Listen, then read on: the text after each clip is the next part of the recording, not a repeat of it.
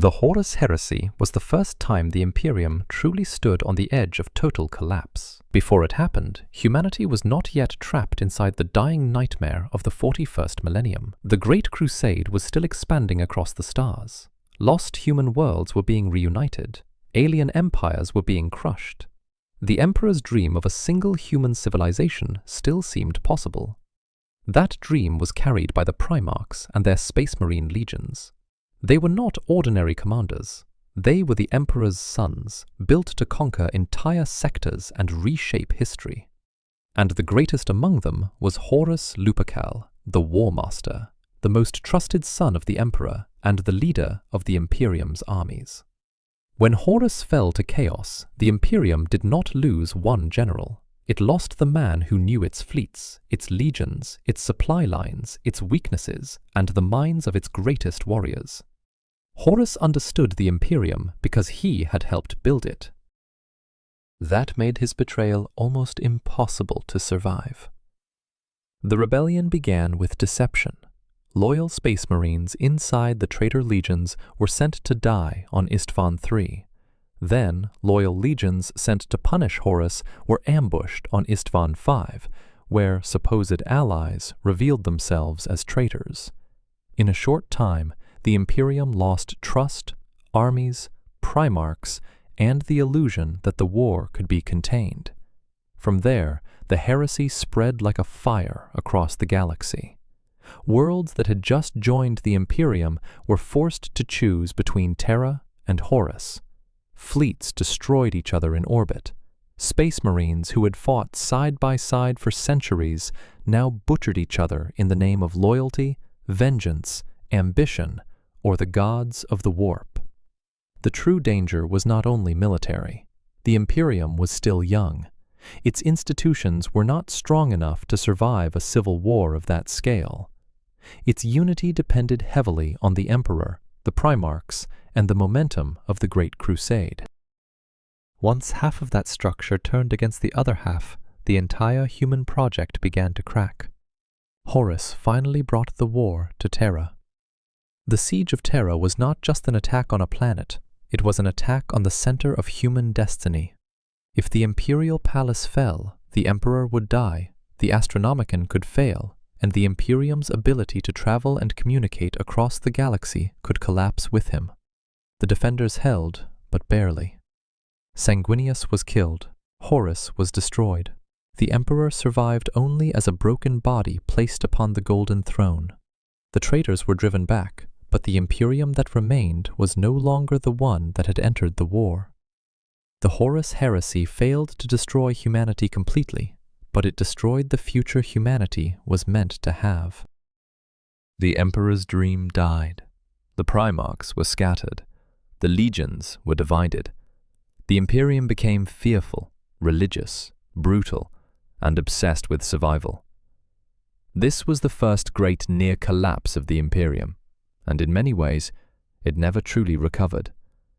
Every disaster that came later happened inside the ruins Horus left behind. The War of the Beast was the moment the Imperium learned that even after surviving Horus, it could still be brought to its knees by an enemy it had underestimated.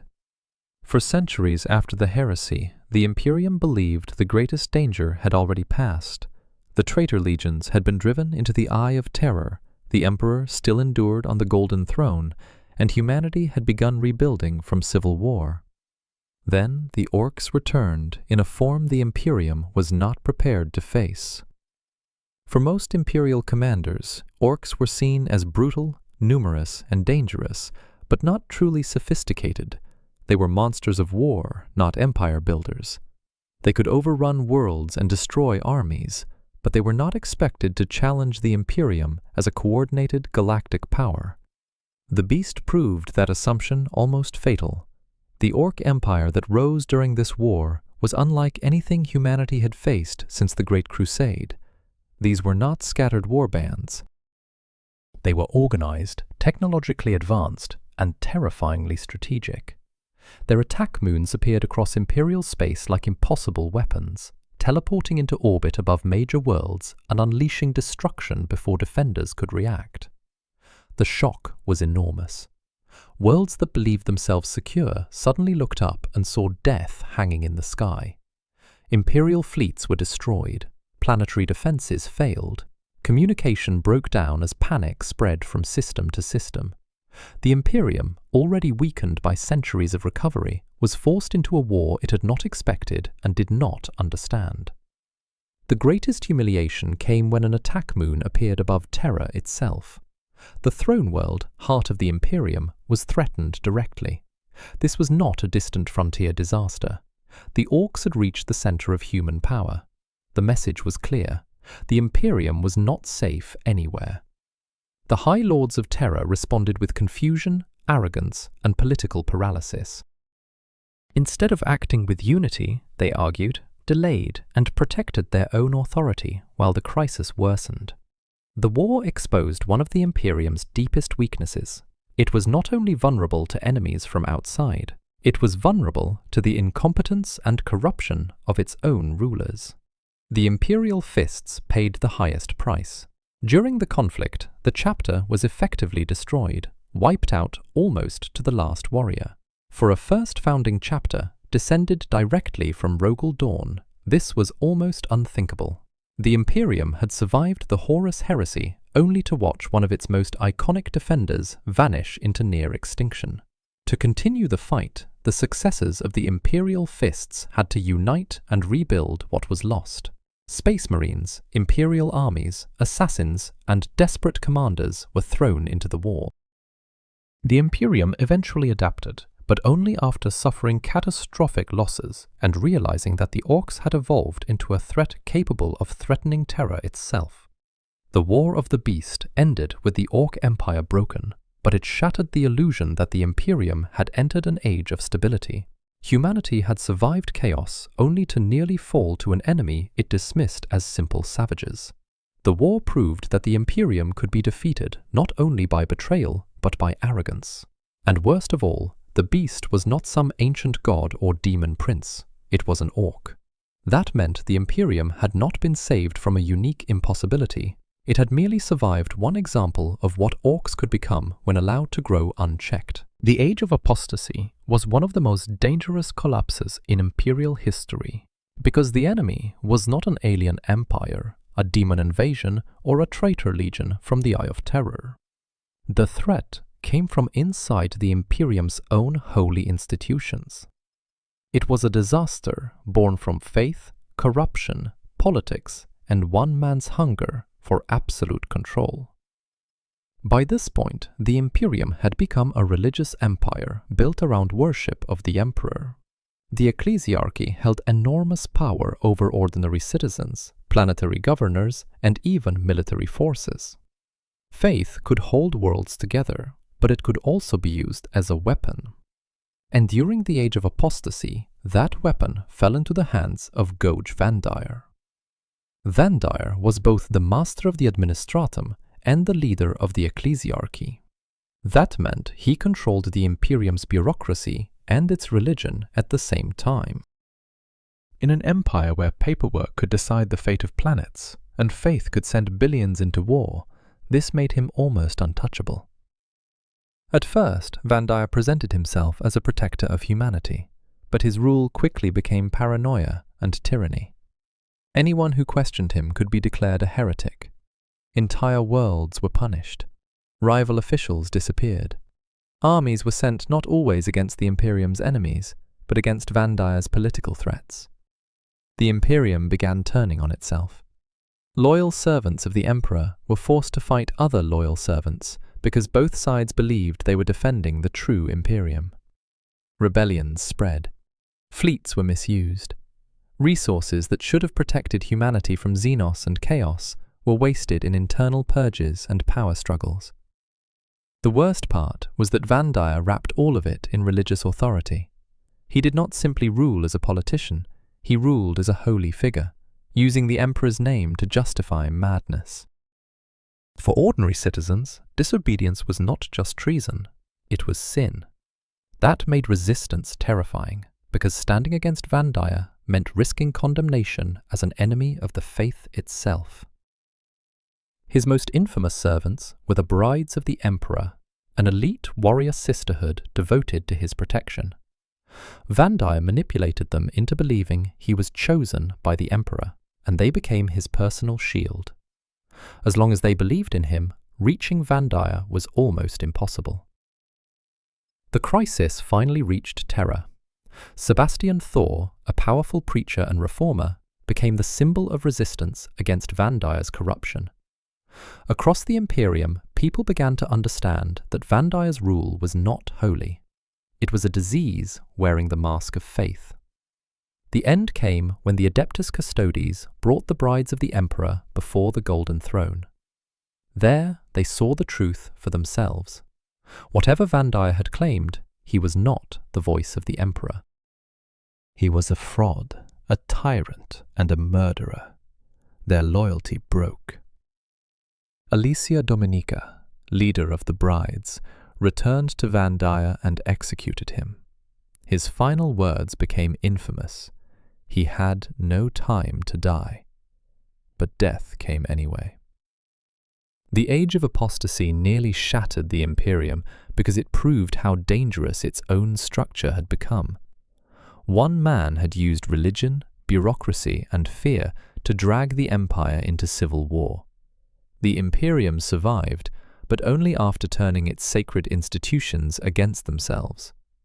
Afterward, reforms were made, and the brides of the Emperor became the sisters of battle. But the lesson remained brutal. The Imperium did not need an outside enemy to almost collapse. Sometimes, all it needed was a faithful population, a broken system, and a tyrant clever enough to speak in the Emperor's name. The Reign of Blood was the darkest core of the Age of Apostasy, when Gouge Vandire's rule stopped being corruption and became open madness. The Imperium had survived alien invasions, civil wars, and demonic threats, but under Vandire it began to consume itself in the name of loyalty. Vandire controlled two of the most powerful forces in the Imperium, the Administratum and the Ecclesiarchy. One gave him authority over the Empire's endless bureaucracy, the other gave him control over faith. Together, they allowed him to decide who was loyal, who was useful, who was a heretic, and who deserved to disappear. Under his rule, the Imperium became a machine of fear. Planetary governors who questioned Terra were denounced. Religious leaders who refused to obey were replaced or executed. Imperial resources were redirected from defense to internal purges. Worlds that should have been protected from aliens and chaos instead found Imperial forces arriving to punish them for political disobedience. The most terrifying thing about Vandire was that he did not present himself as a traitor. He claimed to defend the Emperor. Every massacre, every purge, every execution was wrapped in holy language. Billions of ordinary citizens were taught that obedience to Vandire was obedience to the Golden Throne. This made the crisis far more dangerous than a normal rebellion. When traitors rise openly, the Imperium can name them and fight them. But Vandire sat at the center of Imperial authority. His orders carried official seals. His sermons carried religious weight. His enemies could be declared heretics, even when they were loyal servants of the Emperor. Across the galaxy, the Imperium fractured into confusion. Some worlds obeyed Vandire out of fear. Others resisted and were punished. Some Imperial commanders did not know which orders were legitimate anymore. Faith, law, and loyalty became tangled together until the Empire could barely tell the difference between treason and survival. The brides of the Emperor made Vandire almost untouchable. They were elite warriors, utterly devoted to him because they believed he served the Emperor's will. As long as they protected him, even powerful Imperial forces hesitated. To attack Vandire meant fighting holy warriors who thought they were defending mankind's sacred ruler. Meanwhile, Sebastian Thor's movement grew. He became the voice of resistance, not by rejecting faith, but by reclaiming it from Vandire. That was what made him so dangerous to the tyrant. Thor did not look like an enemy of the Imperium. He looked like proof that Vandire was not the Emperor's servant at all. The Reign of Blood ended only when Vandire's own protectors were shown the truth. The Adeptus Custodes brought the brides before the Emperor and whatever happened in that sacred chamber destroyed Vandia's lie. Alicia Dominica returned not as his guardian, but as his executioner. Vandia's death saved the Imperium from one tyrant, but it did not erase the damage. Entire worlds had burned. Imperial institutions had been exposed as dangerously easy to corrupt. The ecclesiarchy had nearly become the personal weapon of a madman. The reign of blood nearly collapsed the Imperium because it attacked the Empire through its own soul. It proved that faith could unite humanity, but it could also be twisted into chains.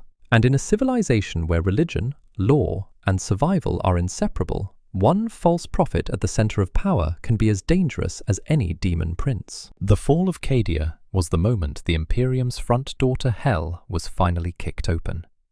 For 10,000 years, Cadia stood at the edge of the Eye of Terror, the massive wound in reality where the traitor legions, demons, and servants of chaos gathered their strength. It was not simply a fortress world, it was the lock on the gate. Every Cadian was born into war. Children learned discipline before comfort. Cities were built like bunkers. The planet's regiments became legendary because they were raised under a sky where the Eye of Terror was always watching. Cadia did not have the luxury of peace. Its entire purpose was to hold the line between the Imperium and the madness beyond reality. Abaddon the Despoiler understood this better than anyone. For thousands of years, his Black Crusades had tested the Imperium, shattered defenses, recovered ancient weapons, and prepared the way for something larger. Many Imperial commanders believed his previous crusades had failed because Terra still stood. They did not understand that Abaddon had been building toward one decisive strike. During the 13th Black Crusade, he brought the full weight of chaos against Cadia. Traitor space marines, demon engines, corrupted titans, cultists, warships, and monsters poured into the system. The defenders were outnumbered, but Cadia had been preparing for this war for millennia. Its soldiers fought with the stubbornness of people who knew that, if they broke, the galaxy would suffer for it. The battle became a nightmare of fire and iron. Trenches vanished under artillery. Fortresses were swallowed by demons. Imperial tanks burned beside the wreckage of chaos engines. Cadian soldiers fought even when surrounded, even when the sky itself seemed poisoned by the warp. The planet was dying by inches, but it still refused to surrender. For a time, Cadia held. That was what made Abaddon's final move so terrible. He did not need to conquer the planet in the traditional sense. He used the remains of a black stone fortress and hurled it into Cadia like a weapon from the heavens. The impact shattered the world. Continents cracked. Cities collapsed. The fortress planet that had guarded the Imperium for 10,000 years began breaking apart beneath its own defenders. But even then, Cadia did not truly surrender. Its soldiers kept fighting as the planet died around them. The phrase became immortal. Cadia broke before the guard did. The world was destroyed, but its defenders denied chaos the satisfaction of watching them kneel. The real catastrophe came after the fall. With Cadia gone, the Eye of Terror expanded into the Great Rift, a colossal tear across the galaxy. The Imperium was split in two. Worlds lost contact with Terra. Warp travel became even more dangerous. Entire sectors were swallowed by darkness. Daemons manifested on countless planets, and billions were trapped on the wrong side of the storm. The Fall of Cadia nearly collapsed the Imperium because it destroyed more than a planet. It broke the barrier that had held chaos back for 10,000 years. After Cadia, the Imperium was no longer one wounded empire. It became two halves screaming across a galaxy, torn open by hell. The Tyranid threat is different from almost every other danger the Imperium has ever faced. Chaos wants souls. Orcs want war. Necrons want their ancient empire restored. The Tyranids want only one thing: to consume every living organism in the galaxy and move on to the next. When the first major hive fleets entered Imperial space, humanity did not immediately understand what they were. Worlds went silent. Outposts vanished. Strange organisms appeared in the void. By the time the Imperium realized the truth, entire planets had already been stripped down to lifeless rock. The Tyranids do not invade like a normal army. They arrive as a living ecosystem designed for war. Hive ships fill the skies. Spores fall into the atmosphere. Bioforms flood the surface in endless waves. Some are made to kill tanks. Some are made to tear open bunkers. Some are made to poison oceans, infect defenders, or block communication. Every creature has a purpose, and every death teaches the swarm how to become more efficient. That is what makes them so terrifying. The Tyranids do not panic, retreat out of fear, or waste time on pride. They adapt. If a weapon kills them, the next wave may be resistant to it. If a fortress holds, the swarm grows something capable of breaking it. The Imperium is not fighting an army with commanders and morale. It is fighting hunger with intelligence. Hive Fleet Behemoth showed the Imperium the scale of the nightmare when it attacked Macragge, the home world of the Ultramarines. Macragge survived, but only through enormous sacrifice. The Ultramarines' first company was wiped out completely, and the Imperium learned that this was not a single invasion. It was only the first great tendril of something much larger. Then came other Hive fleets. Kraken, Leviathan, and countless splinter fleets spread through Imperial space, each one attacking differently. Some struck fast and scattered. Some surrounded entire regions. Some appeared where the Imperium was already weakened by war, rebellion, or chaos. Every victory against them felt temporary, because destroyed fleets often broke into smaller swarms that continued feeding. The Tyranids nearly destroyed Baal, the homeworld of the Blood Angels. Hive Fleet Leviathan descended in such numbers that even the sons of Sanguinius were almost overwhelmed. Blood Angels' successor chapters answered the call and were nearly annihilated. Baal survived only because the Great Rift disrupted the hive mind and because Imperial reinforcements arrived at the edge of extinction. But the larger threat remains unresolved. The Tyranids already inside the galaxy may only be the beginning. Some Imperial scholars believe the hive fleets seen so far are not the full species, but scouting tendrils of an even greater mass still approaching from the darkness beyond the galactic edge. That possibility makes the Tyranid threat one of the Imperium's greatest near collapses.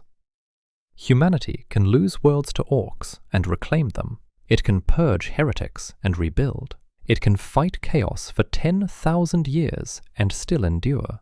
But a world consumed by Tyranids is gone in the most absolute sense. No ruins, no survivors, no future. Only bare stone where civilization used to exist. The Plague Wars nearly broke the Imperium because they struck at one of its strongest symbols of order, Ultramar. This was not some forgotten frontier, barely defended and already half lost to rebellion. Ultramar was the realm of Rabute Guilliman, the Primarch of the Ultramarines, a region famous for discipline, logistics, strong government, and military strength. If Ultramar could be corrupted and drowned in disease, then nowhere in the Imperium was truly safe. The attack came from Mortarion, demon Primarch of the Death Guard. Once he had been one of the Emperor's sons. Now he served Nurgle, the chaos god of decay, plague, despair, and rotting endurance. Mortarion did not simply want to conquer Ultramar. He wanted to infect it, humiliate Guilliman, and prove that even the most ordered part of the Imperium could be reduced to sickness. The Death Guard invaded with plague fleets, corrupted warriors, demon engines, cultists, and diseases that were not just biological. These plagues carried warp corruption. They did not merely kill bodies, they broke morale, twisted flesh, poisoned worlds, and made reality itself feel diseased. Cities that had stood for centuries became quarantine zones. Soldiers coughed blood inside their armor.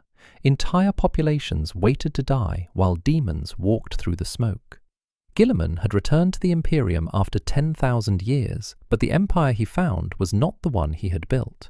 It was superstitious, inefficient, and drowning in war.